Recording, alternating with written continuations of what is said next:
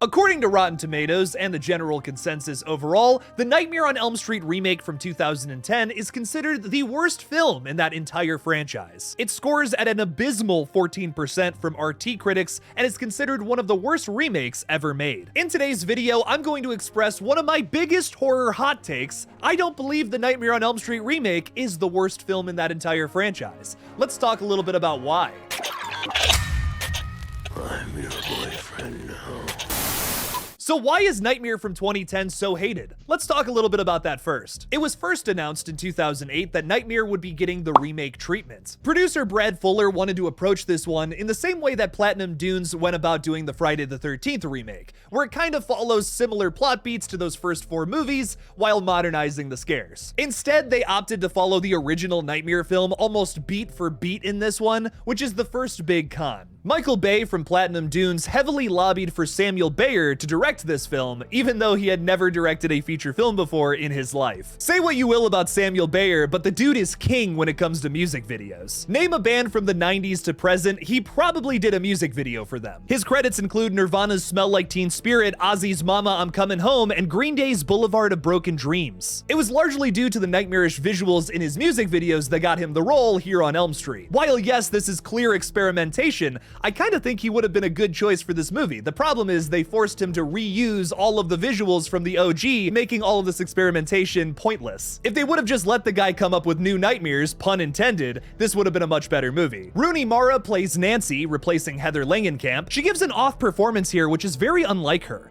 I think she's going for the quiet, weird girl, but a lot of her lines are oddly inaudible at times. She's an incredible actress, though, who received Academy Award nominations for movies like The Girl with the Dragon Tattoo, that only came out a year after this one, hilariously enough, and also the romantic drama Carol from 2015. Something that personally bothers me about this film is the need for constant jump scares. Instead of opting to heavily increase the body count, we just get these crappy jumps that are sillier than some of the one-liners from the original movies. It's crazy to me that a lot of the people that worked on this film were insistent upon making Freddy scarier this time around, but they ended up making a product that's unintentionally goofy at times. The plot is also filled with holes, but we'll talk about that a little later. Wes Craven, the franchise creator, wasn't even consulted to work on this remake. In a 2009 interview, he expressed that he really was not happy about that either. A lot of people see Wes Craven as the Scream guy, but the thing a lot of people forget about the original Nightmare on Elm Street is he wrote and directed that film. It's his baby. He definitely had a creative hand in Scream, of course, but that was Kevin Williamson's idea to begin with. I don't want to sound like I'm speaking for the dead here, but I feel like Nightmare on Elm Street is probably way closer to his heart than Scream. Speaking of Scream, I have no factual evidence to support this, but a lot of Scream 4 comes off as a middle finger to this film specifically. It came out the next year in 2011, a lot of that movie is shot similar to a Platinum Dunes remake, and it features a twist that feels like Wes Craven saying, here's what Michael Bay would probably do if he got his grubby little hands all over Sidney Prescott. Turn her into the killer. I could do a whole video about how Scream 4's commentary is directed at Platinum Dunes remakes, but I'll save that for a future installment. Hilariously enough, Robert Englund expressed the opposite opinion around this same time, saying that he was excited for a new Nightmare on Elm Street reboot because they could finally utilize CGI. I don't entirely disagree with that, but was my dude here even watching some of the shitty aughts movies with really bad CGI? Someone should really show Robert Englund Final Destination 3. After watching the remake though, Robert Englund would go on to give it a negative review.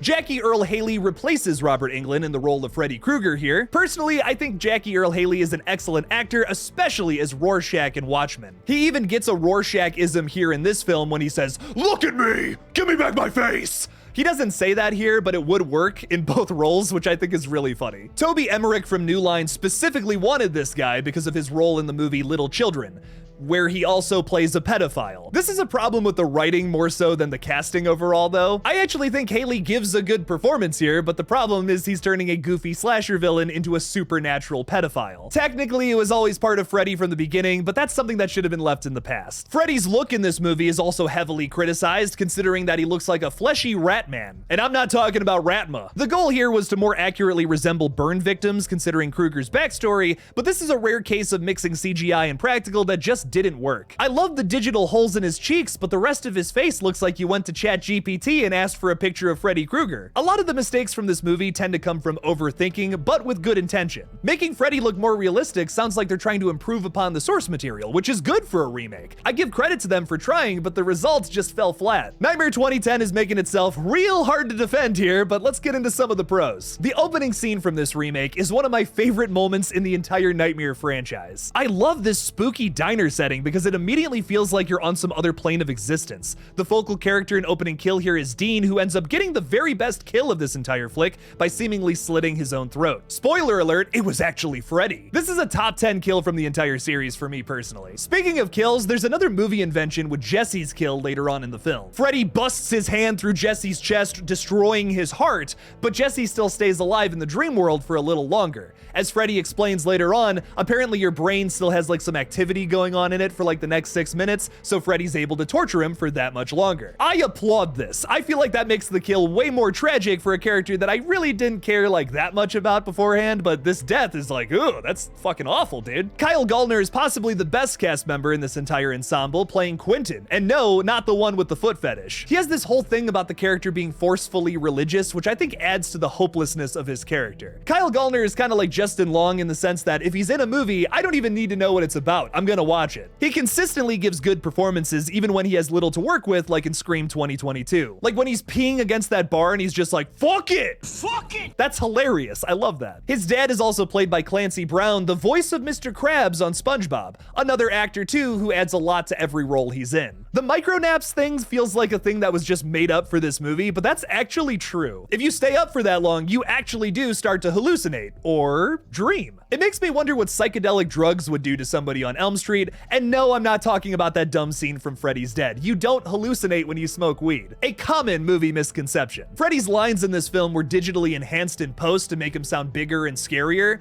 but to me, it gets really weird when you get to the third act and he starts saying all that pervy shit. Your mouth says no, but your body says yes. Oh god, please stop. No, Freddy, no. Ah. Finally, a big criticism of the original film is the way that one ends. The final kill of that movie is Nancy's mom getting pulled through the door of her own house by Freddy Krueger. But the problem is they used a blow-up doll, and it's obvious that they used a blow-up doll. You don't even have to slow it down to see the painted face on this doll or the way the legs jiggle as it goes in the door. It's just inhuman. It looks so bad. It's one of the worst practical effects I've ever seen. In my opinion, the remake improves upon this big time, and I can't believe I'm about to say this, but with a digital effect. New Freddy Krueger grabs new Nancy's mom with his freaking finger knives right through her face into the dream world through a mirror portal. The mirror shatters and then reconstructs itself as the mom disappears into dreamland. I love this. This is one of the few ways that the Nightmare remake does improve upon the original. There's not too many of those, but this is one of them. So yes, there are pros, but the cons definitely outweigh them. I'm sorry, Nightmare remake, I try to defend you. But here's the thing, I don't see the Nightmare on Elm Street remake as this dumpster fire. I think it's a lot of wasted potential. Hear me out here. There's this plot hole in the film that is a linchpin for its success, and that's why it sucks in my opinion. In the middle of this movie, Quentin starts to believe that maybe Freddy was an innocent man and he's just seeking revenge from kids who lied about what happened in the past, considering that none of them can remember what actually happened back then. The problem with this is none of this makes any sense because Nancy literally got SA'd by Freddy in her dream like a scene earlier. Dude licks her face. You're telling me she wouldn't tell Quentin about that? This entire remake could have worked if Quentin was actually right about all that. For a moment, let's just say that all of the kids lied about what actually happened with Fred Krueger. Maybe they just don't like Fred Krueger for whatever reason and they want to play a prank on the gardener. I don't know. They lied to their parents about Fred harassing them and then they end up burning him down to the ground thinking he's a pedo. From the dream world, Freddy Krueger seeks his revenge on the kids and makes it an entirely different movie. This would be a new twist that isn't disgusting and audiences wouldn't see it coming. This plot might not beat the original out, but it's definitely something different, which is what we want from new versions of movies. It's at least good enough to justify its existence. On a final note, I entirely understand why this movie might be at the bottom of some people's rankings for the Nightmare series,